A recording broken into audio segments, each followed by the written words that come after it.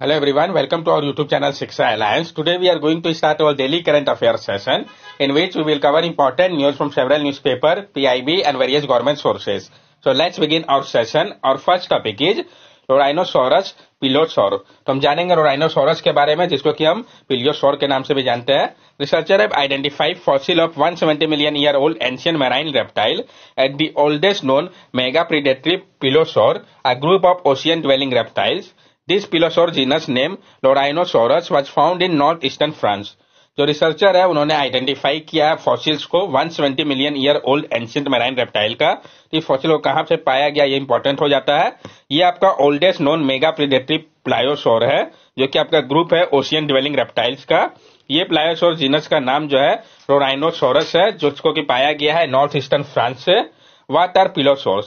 ये प्लायोसोर्स क्या है? Pliosaurs were a type of marine reptile that lived over 200 million years ago during the early Middle Jurassic period. They were known for their short neck, large conical teeth, and massive skull. This creature evolved into enormous apex predator, some exceeding 10 meter in length.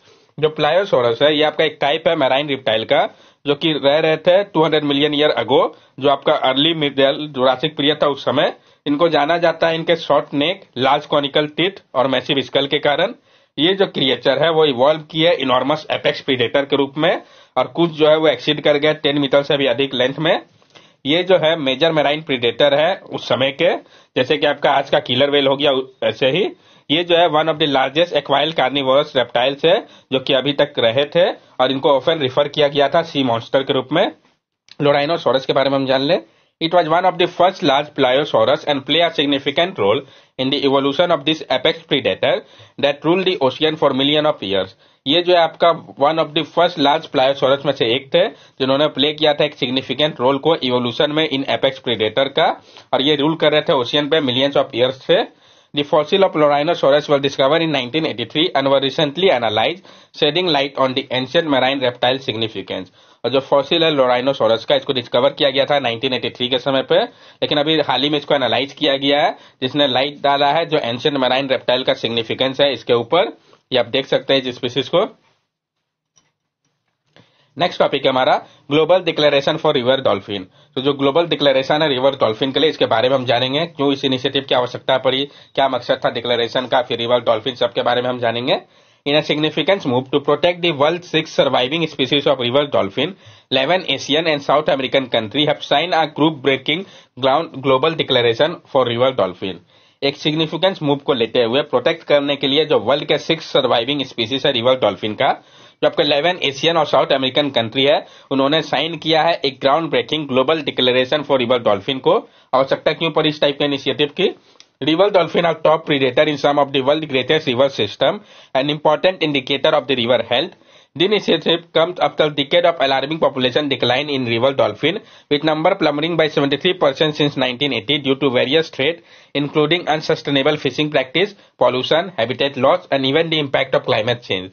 जो river dolphin है ये आपके top predator है कुछ world के greatest river system पे और ये एक इंपॉर्टेंट इंडिकेटर भी है रिवर के हेल्थ को लेके.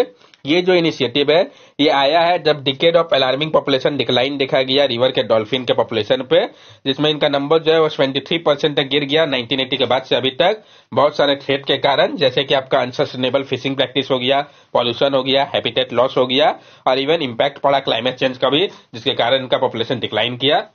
मकसद क्या है डिक्लेरेशन के पीछे का? The declaration aims is to halt the decline and bolster the most vulnerable river dolphin population through collaborative effort. ये जो डिक्लेरेशन है इसका मकसद है कि रोका जाए जो डिक्लाइन हो रहा है डॉल्फिन का पॉपुलेशन को और बूस्ट किया जाए जो मोस्ट वल्नरेबल रिवर डॉल्फिन का पॉपुलेशन उनको कोलैबोरेटिव एफर्ट के माध्यम से. Surviving species of river dolphin. जो सर्वाइविंग स्पीसीज है रिवर डॉल्फिन के इसके बारे में हम जानेंगे वो कहाँ पाए जाते हैं और किस कैटेगरी में है IUCN के रेड लिस्ट में, ये इंपॉर्टेंट है. Amazon river dolphin fresh water river in south America in danger category. तो जो आपका अमेजन रिवर डॉल्फिन है ये फ्रेश वाटर रिवर जो आपका साउथ अमेरिका का वहां पाया जाता है IUCN के रेड लिस्ट में इन डेंजर में इनको रखा गया है. गंगा रिवर डॉल्फिन ये गंगा और ब्रह्मपुत्र रिवर सिस्टम जो है भारत और बांग्लादेश का वहां पाए जाता है, इसको भी IUCN के रेड लिस्ट में इन डेंजर कैटेगरी पर रखा गया है. Indus river dolphin Pakistan and river Beas are tributary of the Indus river in Punjab in danger. जो इंडस रिवर डॉल्फिन है ये पाकिस्तान और रिवर बियास में पाया जाता है, जो कि एक ट्रिब्यूटरी है इंडस रिवर का पंजाब में। इसको भी IUCN में इंडेंजर कैटेगरी पर रखा गया है। Irrawaddy dolphin coastal area in south and south east Asia, river including Ayeyarwady Myanmar, Mahakam Indonesia Borneo, Mekong and Chilka lake India endanger. तो जो आपका इरावदी डॉल्फिन है ये पाए जाते हैं कोस्टल एरियाज में साउथ और साउथ ईस्ट एशिया के। जो रिवर है जिसमें कि आपका अयारवादी म्यांमार का, महाकम इंडोनेशिया बोर्नियो का, Mekong and Chilka lake Bharat का, इसको भी IUCN के इंडेंजर कैटेगरी पर रखा गया है। Tucuxi dolphin Amazon river system in Brazil, Colombia, Ecuador and Peru. तो जो टुकुक्सी डॉल्फिन है ये आपके पाए जाते हैं अमेजन रिवर सिस्टम जो है आपका ब्राजील, कोलंबिया, इक्वाडोर और पेरू के पास। इसका IUCN जो लिस्ट में है इंडेंजर कैटेगरी पर रखा गया है। Yangtze finless porpoise, Yangtze river the longest river in Asia, critically endanger. तो जो यंगस्टे फिनलेस पोर्पोइज है ये यंगस्टे रिवर में पाए जाते हैं, जो कि लॉन्गेस्ट रिवर एशिया का, और ये ही है आपका जिसको कि क्रिटिकली इंडेंजर में रखा गया है। बाकी सारे जो है वो इंडेंजर कैटेगरी पे है। अब हम गैंगेटिक डॉल्फिन के बारे में जान लें। Scientific name Platanista gangetica. तो जो गैंगेटिक डॉल्फिन है इसका साइंटिफिक नेम जो है प्लेटेंटा गैंगेटिका है। लोकेशन की अगर हम बात करें तो गंगा, ब्रह्मपुत्र, मेघना and Karnaphuli Sangu river system of Nepal, India and Bangladesh. ये पाए जाते हैं गंगा, ब्रह्मपुत्र, मेघना और कर्णपुली संगो रिवर सिस्टम जो है नेपाल, इंडिया, बांग्लादेश का। वहां पे हैबिटेट क्या है? फ्रेश वाटर हैबिटेट है। हंटिंग मेथड की अगर हम बात करें तो emitting ultrasonic sound as they are blind और ऑल्सो नोन एज सुसु। ये जो है एमिट करती है अल्ट्रासाउंड को, क्योंकि ये ब्लाइंड होती है हंटिंग करने के लिए, और इनको जाना जाता है सुसु के नाम से भी। इसके अलावा जो डॉल्फिन का स्पीसीज है गैंगेटिक डॉल्फिन के अलावा Irrawaddy dolphin inhabit coastal area, estuaries and rivers in south east Asia. जो इरावदी डॉल्फिन है ये आपके पाए जाते हैं कोस्टल एरिया में, एस्टुअरीज में, और जो रिवर है साउथ ईस्ट एशिया के। इंडेंजर स्टेटस है इनका। पॉपुलेशन साइज जो है वो अराउंड 7000 इंडिविजुअल का है। इनको सामना करना पड़ रहा है डिग्रेडेशन और हंटिंग का। इंडस डॉल्फिन की अगर हम बात करें found in Indus river fresh water in Pakistan, in danger status, the population is less than 2000 individual, impacted by water diversion and habitat degradation। और जो इंडस डॉल्फिन है ये पाई जाती है इंडस रिवर फ्रेश वाटर में पाकिस्तान के। इंडेंजर कैटेगरी में इसका स्टेटस है। जो पॉपुलेशन है इनका वो लेस देन 2000 इंडिविजुअल का है। प्रभाव पड़ रहा है वाटर डाइवर्सन और हैबिटेट डिग्रेडेशन का इनके पॉपुलेशन के ऊपर। Conservation status of Gangetic dolphin. क्या कंजर्वेशन स्टेटस है गैंगेटिक डॉल्फिन का? India wild life protection act 1972 schedule 1। India wild life protection act 1972 में शेड्यूल 1 में इनको रखा गया है। International union for conservation of nature IUCN के लिस्ट में इसको इंडेंजर कैटेगरी पर रखा गया है। Convention on international trade in endanger species site के अपेंडिक्स 1 में है, यानी मोस्ट इंडेंजर कैटेगरी पे आता है। Convention on migratory species CMS में अपेंडिक्स 2 पे है। माइग्रेटरी स्पीसीज को आवश्यकता होती है कंजर्वेशन की और मैनेजमेंट की, नहीं तो सिग्निफिकेंटली बेनिफिट जो है इंटरनेशनल कॉपरेशन का मिल सके उसको। Step taken for conservation. क्या स्टेप लिया जा रहा है इनके कंजर्वेशन के लिए? तो जैसे प्रोजेक्ट डॉल्फिन हो गया, विक्रमशिला गंगस डॉल्फिन सेंचुरी बिहार का। तो डायरेक्ट क्वेश्चन ये भी पूछा जा सकता है कि विक्रमशिला गंगस डॉल्फिन सेंचुरी किस स्टेट में लोकेटेड है? तो बिहार में। Conservation action plan for Ganga river dolphin 2010 to 2020 जो है ये भी एक स्टेप था जो कि लिया गया था ताकि इनके पॉपुलेशन को कंजर्व किया जा सके। नेक्स्ट टॉपिक हमारा dark pattern sale deems cyber crime. तो जो डार्क पैटर्न सेल है उसके कारण साइबर क्राइम हो रहा है इसके बारे में हम जानेंगे, और डार्क पैटर्न के बारे में हम डिटेल में समझेंगे। Ministry of Civil Aviation in India is addressing deceptive online practices by airline and travel agents such as Indigo, SpiceJet and MakeMyTrip, which have been termed cybercrime. This practice, known as dark pattern, trick consumer into making unintended purchases while booking flight ticket.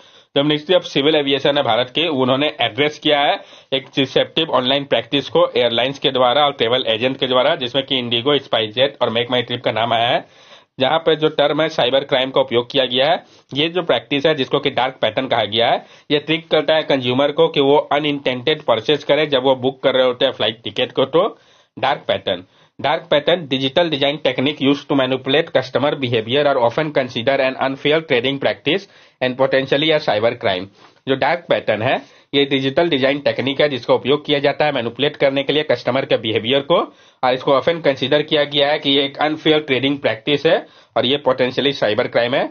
Usage by company, जो इसका उपयोग किया जाता है companies के द्वारा, जैसे कि सोशल मीडिया और बिग टेक फर्म हो गए Apple, Amazon, Facebook, Google, LinkedIn, Microsoft, Skype, ये सब एम्प्लॉय करते हैं डार्क पैटर्न को अपने एडवांटेज के लिए। एग्जाम्पल जैसे इसका आपको समझ सकते हैं ऐसे, जैसे कि लिंक्डइन जो है उपयोग करता है, रिसीव करता है अनसॉलिसिटेड स्पॉन्सर मैसेज को इन्फ्लुएंसर के माध्यम से, डिसेबल कर देता है इस ऑप्शन को, जो कि कम्प्लेक्स प्रोसेस है, मल्टीपल स्टेप लगता है। फॉर्म्स ऑफ डार्क पैटर्न, जो फॉर्म्स है डार्क पैटर्न का, जैसे कि फॉल्स अर्जेंसी, ये क्रिएट कर देता है एक फॉल्स सेंस ऑफ अर्जेंसी का या स्कैरसिटी का, जो कि इमीडिएट परचेस करने के लिए बोलते हैं। बास्केट स्निकिंग, ये इंक्लूड करता है एडिशनल आइटम या चार्जेस को चेकआउट के समय पे बिना यूजर के कंसेंट के। इंटरफेस इंटरफेरेंस, मैनिपुलेट करता है डिजाइन को, जो कि हाईलाइट करता है स्पेसिफिक इंफॉर्मेशन को और ऑब्सकर करता है दूसरे रिलेवेंट डिटेल्स को। बेट एंड स्वीट, एडवर्टाइजिंग करता है आउटकम्स को जो कि डिलीवर कर रहा है दूसरे को। ड्रिप प्राइसिंग, ये विथहोल्ड करता है जो एलिमेंट है प्राइस अपफ्रंट का और रोकता है उनको यूजर के एक्सपीरियंस के दौरान, ताकि आपको पता ना चल सके। इसके अलावा जो दूसरा फॉर्म है, जैसे कि फोर्थ सेक्शन हो गया, सब्सक्रिप्शन ट्रैप हो गया, confirm shaming, disgusting advertising, nagging और मोर, ये दूसरे फॉर्म है जिसका उपयोग किया जाता है। रेगुलेटरी मेजर्स, जो कि भारत में लिए गए हैं, तो इंडिया ने बहुत सारे स्टेप्स लिए हैं ताकि एड्रेस किया जा सके डार्क पैटर्न को, जैसे कि समन करना कैब या टू व्हीलर एग्रीगेटर को एड्रेस करने के लिए जो चार्जेस या एल्गोरिथम है, फॉर्म किए एक कंसल्टेशन ग्रुप को ताकि कॉम्बैट कर सके फेक ऑनलाइन रिव्यू को, अप्लाई किया है advertising standard council of India code को, जो कि कवर करेगा मिसलीडिंग एड को अलग अलग मीडिया में के लिए, जिसमें कि ऑनलाइन एडवर्टाइजिंग भी आता है। नेक्स्ट टॉपिक हमारा 2023 चैंपियन ऑफ अर्थ। तो 2023 चैंपियन ऑफ अर्थ के बारे में हम जान ले। United Nation Environment Programme UNEP has announced 2023 champion of earth, recognise individual and organisation for innovative solution to combat plastic pollution. United Nation Environment Programme UNEP जो है, उन्होंने अनाउंस किया 2023 चैंपियन ऑफ अर्थ अवार्ड को। ये recognise कर रहा है individual और ऑर्गेनाइजेशन को उनके इनोवेटिव सॉल्यूशन के लिए कॉम्बैट करने को लेकर प्लास्टिक पॉल्यूशन को। ये जो अवार्ड है, ये यूनाइटेड नेशन का हाईएस्ट एनवायरमेंटल ऑनर है। ये एक्नॉलेज करता है जो एफर्ट है उसको, जो एड्रेस कर रहा है ग्लोबल प्लास्टिक क्राइसिस को। Awardee and their contribution include, जो अवॉर्डी है और उनका जो कंट्रीब्यूशन है, जैसे कि आपका mayor Josefina Belmonte, Quezon city Philippines के, जो पॉलिसी लीडरशिप के लिए उनको ये अवार्ड दिया गया है। उन्होंने इंप्लीमेंट किया था पॉलिसी को जो कि कॉम्बैट कर रहा था क्लाइमेट क्राइसिस को और प्लास्टिक पॉल्यूशन को और प्रमोट कर रहा था ग्रीन अर्बन इनिशिएटिव को। Ellen MacArthur Foundation United Kingdom के जो है, उनको इंस्पिरेशन और एक्शन के लिए ये अवार्ड दिया गया। उन्होंने मेन स्ट्रीमिंग किया लाइफ साइकिल अप्रोच को प्लास्टिक फॉस्टरिंग का, कोलैबोरेट किया डिसीजन मेकर के साथ, एकेडमिया और के साथ सबके साथ मिलके, ताकि एड्रेस किया जा सके क्लाइमेट, बायोडाइवर्सिटी और प्लास्टिक पॉल्यूशन को।